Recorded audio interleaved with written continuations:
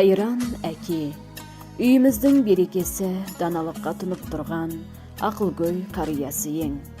Амал қанша, қазір арамызда жоқсың. Соңғы демін осы көктемде таусылды. Содан бері жүректе мұң, көңілде сағыныш сайрайды. Жұбаныш іздеп жүріп өткен жолыңа қайта-қайта қарайлаймыз. Сенің салып кеткен дара ізіңнен тәлім тәрбие, үлгі өнеге іздейміз. Әкеміз Телбаев Шахуалы Сәдуақасылы 1936 жылы Түркменстан Республикасы Ашхабад қаласында дүниеге келді. Әкесі Сәдуақас теміржол станциясында басшылық қызметте болған. Ал анасы Сарагүл өмірге 3 қыз, 1 ұл әкеліп, отбасының